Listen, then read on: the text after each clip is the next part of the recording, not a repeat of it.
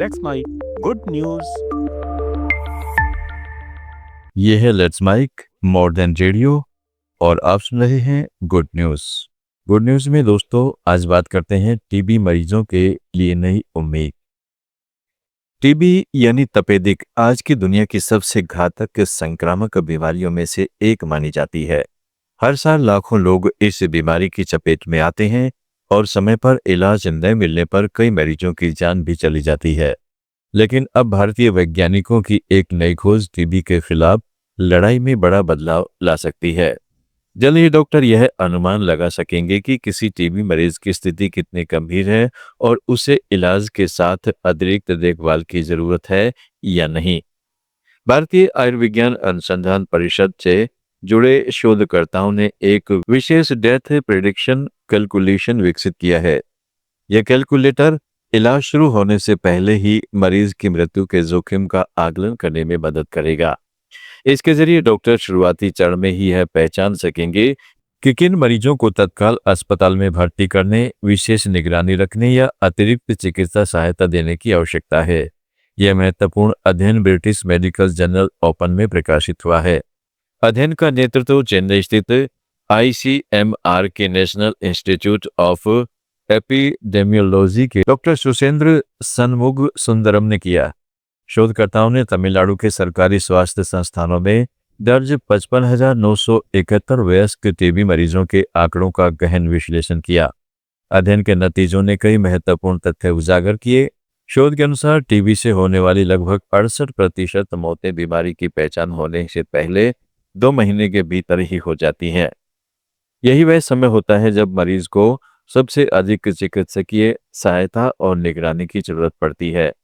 1 वर्ष तक चले इस अध्ययन में पाया गया कि कुल मरीजों में 7.4% की मृत्यु हुई। आंकड़ों के अनुसार 4,141 मरीजों की मौत दर्ज की गई, जिनमें से 2,810 मौतें यानी करीब 67.9% शुरुआती 2 महीनों के भीतर हुई। इस मॉडल की सबसे बड़ी खासियत इसकी सरलता है।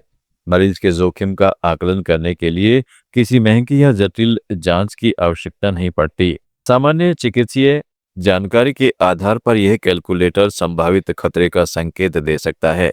विशेषज्ञों का मानना है कि यह तकनीक टीबी उपचार प्रणाली को अधिक प्रभावी बनाएगी। समय रहते जोखिम वाले मरीजों की पहचान कर उनकी जान बचाने की संभावनाएं बढ़ेंगी। स्वास्थ्य क्षेत्र में इसे एक महत्वपूर्ण उपलब्धि माना जा रहा है, जो भविष्य में हजारों मरीजों के लिए जीवन रक्षक साबित हो सकती है।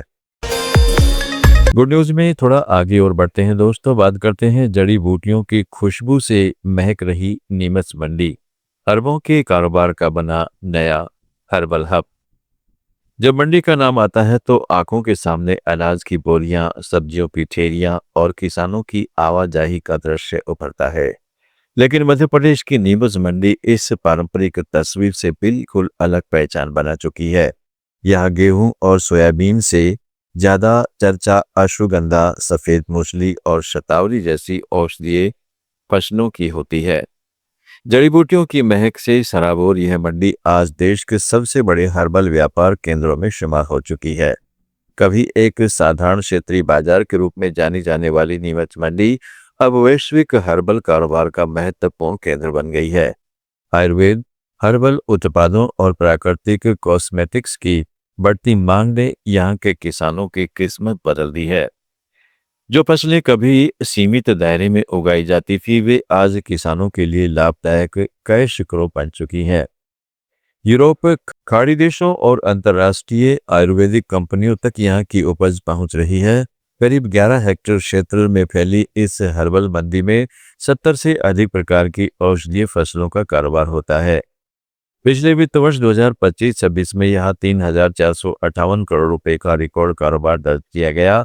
72.40 लाख क्विंटल की खरीद बिक्री के साथ नीमच मंडी अब इंदौर के बाद मध्य प्रदेश की दूसरी सबसे अधिक राजस्व देने वाली मंडी बन गई है।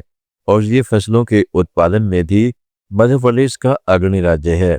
औषधीय फसलों के उत्पादन में भी मध्य प्रदेश देश का अग्रणी राज्य है।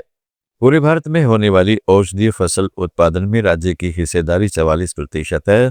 प्रदेश में 46,837 हेक्टेयर से अधिक भूमि पर हर साल लगभग 1.25 लाख मीट्रिक टन जड़ी बूटियों का उत्पादन किया जा रहा है।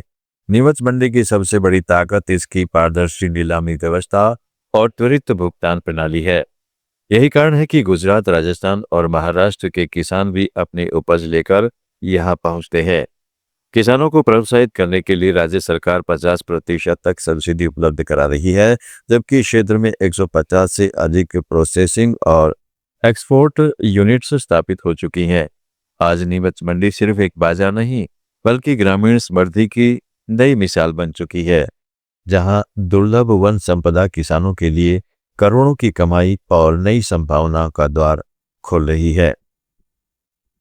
गुड न्यूज में दोस्तों आज इतना ही। जुड़े रहें लेट्स माइक के साथ।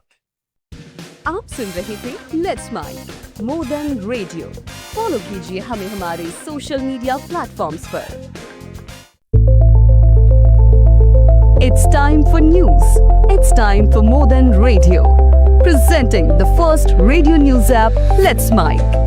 Let's Mic, a news-based app on your phone where you get to watch and listen news, talk shows, interviews, radio show podcasts. On Let's Mic, you get all relevant information of TV, print, radio, podcast, and digital. Let's Mic talks about every segment of life.